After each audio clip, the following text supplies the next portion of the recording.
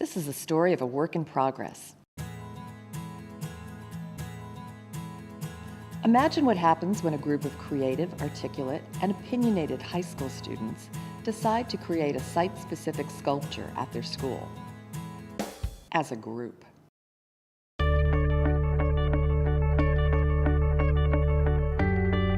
I don't know what art is. I don't think anyone knows what art is.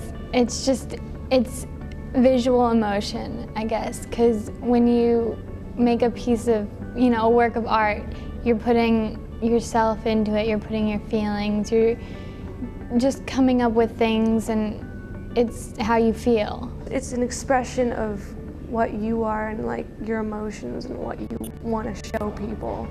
Like you can't always express what you're thinking through words, so you do it through art. ArtReach began the Contemporary Art Museum as a way to engage students in the St. Louis high schools in a meaningful dialogue with contemporary art.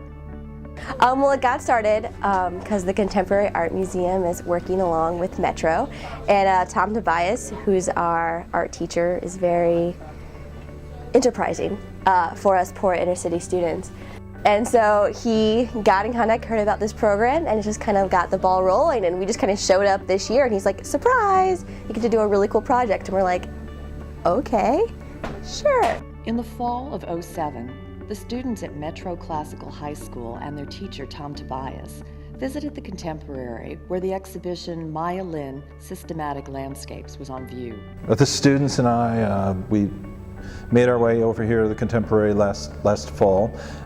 We had this idea. Kathryn had talked, I guess, a little bit about maybe getting together and doing some kind of a collaborative piece with a bunch of kids, some kind of public art. And naturally, llene was a good person to look to. She does a lot of research before she does things. Part of the curriculum that we have is that they have to do a lot of research before they engage in anything. So we came to the Contemporary. The first thing that we see the big 2x4 landscape, and then we walked in and through the galleries and saw some other things, and I think it really affected the kids in a powerful way. So they said, well, we can do this. We can come up with some ideas. So the process began. We identified the perfect person to help move the project forward. Berman, an artist and educator, signed on as the ArtReach Artist in Residence.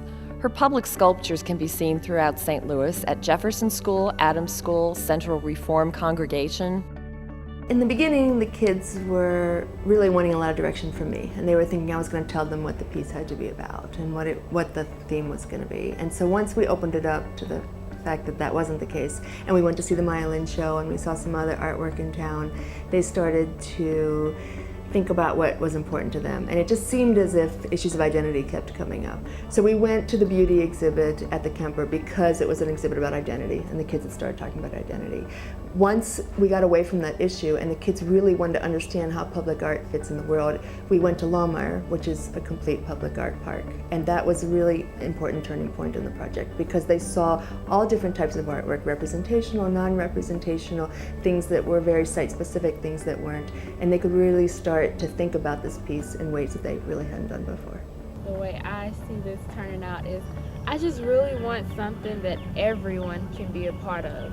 Like when we were talking about the swings and the slide and everything, it sounded fun. Like it doesn't have to be like a playground, but it can be like, a playground like turned around or just a hangout. Well, I like the way that you can interact, like she's like a slide, like you guys say, like most public art, where you can touch it, but you're not supposed to touch it.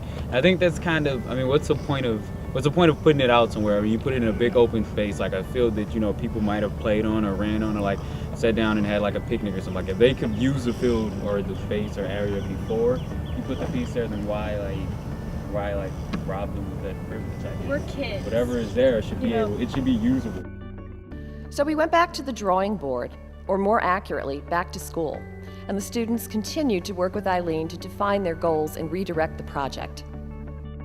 When we came back from Lohmeyer, the kids really wanted to talk about how some pieces worked for them in the spaces that Lohmeyer put them and how some pieces didn't. And also they were very interested in work being usable by the public. It was frustrating to them that there were these pieces out in a park setting that supposedly they weren't supposed to walk on, climb on, and touch.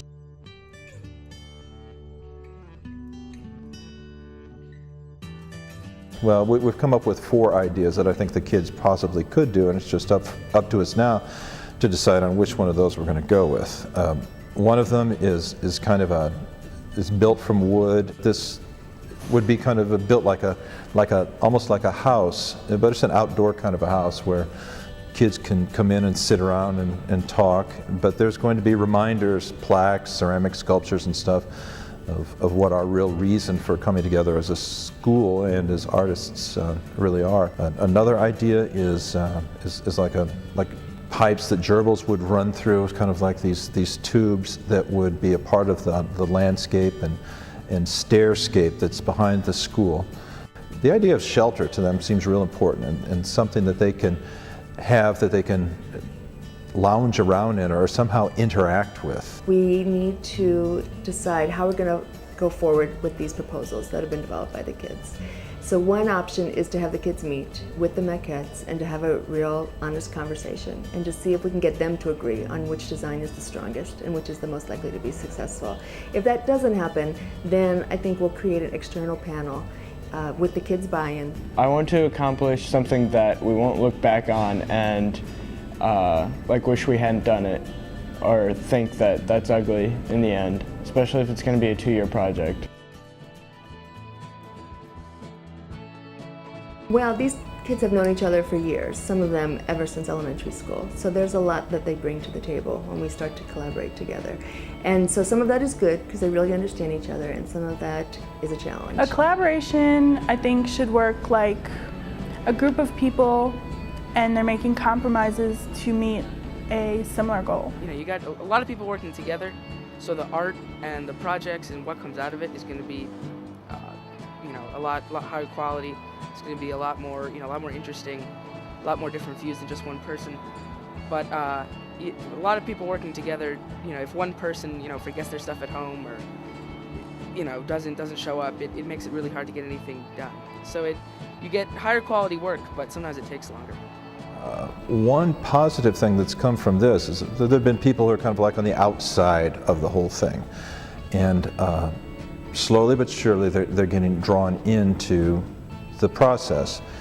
If they get anything from this whole thing, they'll get the collaborative spirit and the fact that nothing good seems to come if we're all working individual in our little corners, but if we come together, we can use the group spirit to make something larger than ourselves. I would like to create something that will have a lasting impression on the school or its surroundings. And I would also like to be able to see in that work my own contribution to it. Throughout the experiences, the Contemporary's been real supportive. We've received supplies, we've worked with artists, and I think that the kids have a tendency to avoid contemporary art and the kind of challenges that are associated with it. So this is definitely a way to give them firsthand, hands-on experiences with what it's all about, and it's been really great.